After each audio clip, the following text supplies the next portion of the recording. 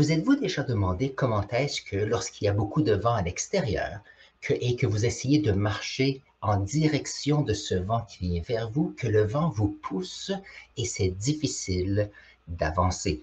On peut voir ça dans les grands vents qu'il y a souvent l'automne, le printemps, ou quelquefois s'il y a des tempêtes de vent, des tempêtes de pluie, c'est la même chose. Nous avons ici le soleil et le soleil envoie ses rayons jusqu'à notre Terre. Oh, c'est intéressant. Je vais parler justement un peu de ça aujourd'hui et je vais juste vous montrer quelque chose. Je pense que ça vaut la peine de vous montrer ça.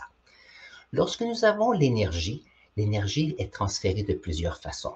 Il y a ce qu'on appelle le rayonnement.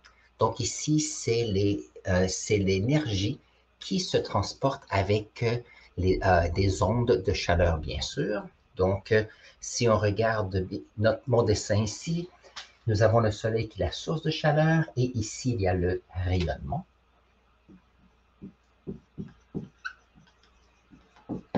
Comme ceci.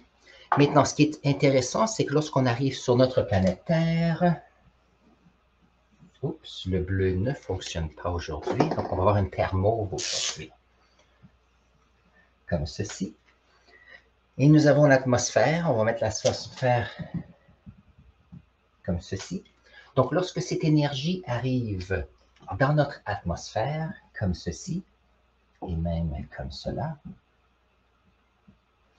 il y a bien sûr cette chaleur qui entre en contact avec les molécules de l'air qui les font vibrer un petit peu plus et il y a bien sûr le sol qui absorbe la chaleur.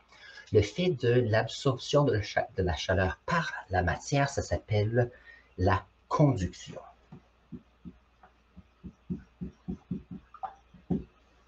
Donc la conduction ici, qu'est-ce que c'est? C'est le fait qu'il y a des particules, j'ai mon petit dessin ici, j'ai des particules qui sont en contact d'une source d'énergie et avec le temps, ça ici on a une tige de métal, avec le temps, la chaleur ici est distribuée le long de cette tige de métal parce que les atomes de métal bougent de plus en plus et puisqu'ils sont connectés, ils vont réchauffer tranquillement toute la tige de fer. C'est un peu lorsqu'on va à la plage par exemple et on se tient sur le sable très chaud, ça fait mal à nos pieds, on déplace le sable et peut-être à 10 cm de profondeur, on se retrouve avec un sable qui est plus humide et beaucoup plus frais. La conduction ne pousse pas, ne va pas très loin. L'autre qui est important, c'est la convection de chaleur. Et ça ici, c'est à la source de comment est-ce que les vents sont créés. Donc ici, nous avons un exemple où nous avons une casserole. Nous avons ici une source de chaleur. Cette source de chaleur va monter va réchauffer le liquide. Et ici, ça réchauffe un fluide qui fait qu'il y a un mouvement. On a ici le liquide chaud qui va monter, mais il ne peut pas monter pour toujours parce qu'il y a la gravité qui garde à un certain niveau, le niveau de l'eau. Et lorsque celui-ci est plus froid par rapport à ce qui est réchauffé, celle-ci va descendre.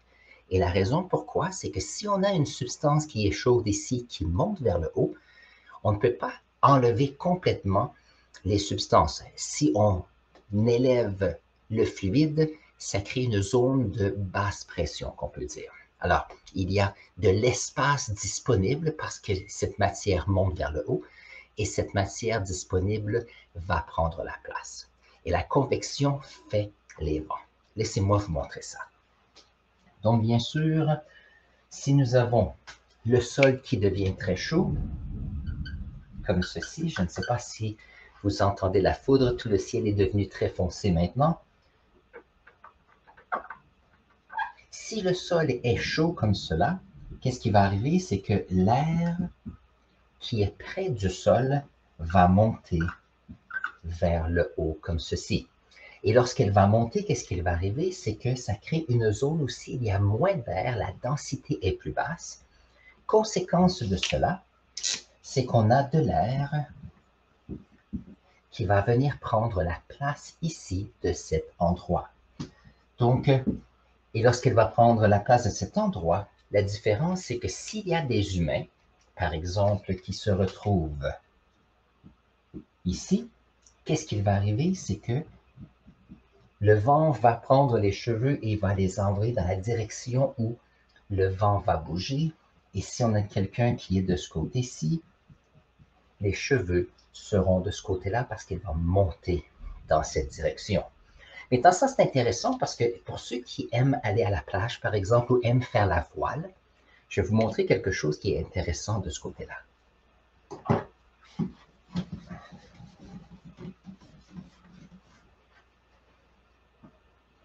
Donc, nous avons comme ceci. On va prendre la mer, pourquoi pas, comme ceci. Donc, si vous êtes quelqu'un qui aime faire de la voile, par exemple, et que nous sommes en pleine journée, donc nous sommes durant le jour comme cela. Chose intéressante, ça va, le soleil va faire réchauffer le sol qui est ici. La chaleur va faire qu'il y a l'air chaud qui va monter. Oh, est-ce qu'on a de la misère à voir le haut? Voilà. On a de l'air qui monte, et puisque l'eau est plus froide que ce qu'il y a ici, nous allons avoir des vents qui vont arriver comme ceci. Nous allons avoir les vents qui viennent du lac ou de la mer qui va venir prendre la place de cet air qui a monté.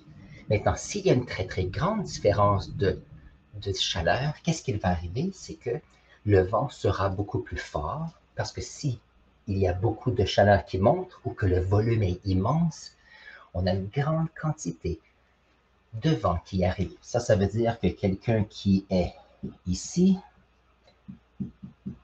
aura ses cheveux qui vont être de ce côté-là.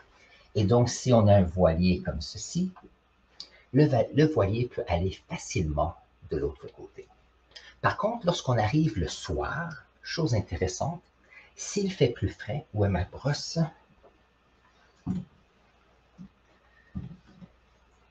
Si nous sommes de soir, on a la lune qui est ici. Alors, qu'est-ce qui arrive? C'est que ça rafraîchit. Et chose intéressante, on se retrouve avec ici de l'eau qui peut se retrouver plus chaude que le sol qui est là. Conséquence, c'est que nous avons de l'évaporation un petit peu plus qui va monter comme ceci. Et puisqu'il y a de l'air qui monte de cet endroit où il y a de l'eau, le vent ici va aller de ce côté-ci. Alors, qu'est-ce qui va arriver? C'est que le bateau peut aller de l'autre côté s'il y a lieu. Très bien. Et ça, c'est pour ça que s'il y a des personnes qui font de la voile et qui écoutent cette émission, il y a toujours ces moments entre l'après-midi et le soir où c'est comme si le vent arrêtait complètement. Il arrête complètement parce que la source de chaleur qui vient du soleil n'est plus là. Il y a un moment où il y a un équilibre dans le mouvement de l'air, et à ce moment-là, le voilier il est pris sur cet endroit, sur l'eau, et il doit attendre que le vent revienne ou il doit avoir un petit moteur pour pouvoir faire avancer. Donc, la question qu'il y avait la semaine passée, c'est comment se fait-il que les vents peuvent être très, très, très grands? Et ça, bien sûr, ça dépend si on a un déplacement d'air à petite échelle ou à grande échelle. Donc, bien sûr, si nous prenons ici notre globe terrestre, nous avons l'Europe qui est ici, on a ici le centre de l'Afrique près de l'équateur. Si à un certain endroit, il peut y avoir soit des terres, une certaine quantité d'eau, une montagne qui fait qu'une petite quantité d'air va monter vers le haut, localement, il peut y avoir du vent. Un vent qui est faible et c'est fantastique. Par contre, si on se retrouve dans des situations où on a des endroits où il y a une grande quantité d'eau qui se fait réchauffer et qu'il y a des grands changements de température, on se retrouve ici, dans l'est de l'Asie, avec ces typhons qui sont immenses. Si nous sommes ici, voyons voir ici, on a l'Atlantique près de l'équateur, nous avons beaucoup d'évaporation, on se retrouve avec les grands ouragans qui ont lieu ici, sur la côte est des États-Unis et dans le centre des États-Unis. Je sais qu'on a parlé dernièrement ou l'année passée des typhons qui ont lieu ici, qui avaient lieu à Madagascar et à l'est de l'Afrique. Donc ici, lorsqu'on se retrouve, on a un orage maintenant, lorsqu'on se retrouve avec des grandes surfaces d'eau, où à ce moment-là, on peut avoir des grandes surfaces de terre, on peut se retrouver avec des vents qui sont beaucoup plus grands, il y a beaucoup plus de masse d'air qui bouge, et donc si nous, on veut marcher, c'est plus difficile. Alors, juste pour mentionner, voyons voir, si nous avons un petit peu de vent, comme ceci, les cheveux peuvent être poussés par le vent. La difficulté, c'est que si on se retrouve avec quelque chose de beaucoup plus grand, à ce moment-là, ici, on peut sentir qu'on doit se tenir beaucoup plus parce qu'on a le vent qui arrive beaucoup. Maintenant, si on se retrouve avec des vents encore plus grands, par exemple dans les ouragans, la difficulté, c'est qu'on a une très grande quantité d'eau qui arrive en même temps et notre sécurité peut être affectée. Donc, aux États-Unis, par exemple, je sais qu'il y a des personnes qui vont mettre des morceaux de bois devant les fenêtres et quelques personnes vont être évacuées s'il y a des problèmes d'eau, mais souvent, lorsqu'ils retournent, la maison est là. La difficulté, c'est que si on se retrouve avec un vent encore plus grand et localement, on se retrouve avec des tornades.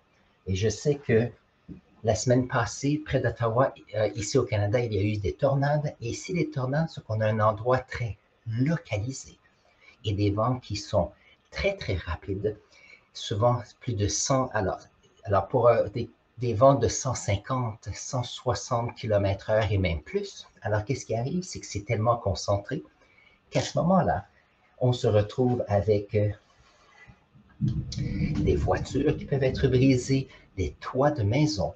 Et c'est important de ne pas être là parce qu'on peut être emporté complètement par ces tornades. Donc ici, le vent peut être très faible, avoir une petite brise, un vent très, très, très, très fort dans une tornade. Il y a tout ce qu'il y a entre les deux. Et ça dépend de la géographie, de ce qu'il y a. Est-ce qu'il y a des surfaces d'eau, de sol? Est-ce qu'il y a de la chaleur qui vient du soleil? Est-ce qu'il y a des géographies physiques avec aussi les montagnes? Et ça nous donne des bonnes idées sur ce qui peut arriver. Et ça, c'est la réponse à la question que Chiffre Alphabet a posée la semaine passée lorsqu'elle a observé les sciences à l'extérieur. Donc, j'apprécie beaucoup ici la question de la semaine passée. Si vous avez appris quelque chose d'intéressant aujourd'hui, n'oubliez pas de vous abonner à notre chaîne. Si vous avez des questions supplémentaires, mettez-les dans la section commentaires. Ça me fait toujours plaisir de les lire et les utiliser pour faire nos prochaines vidéos.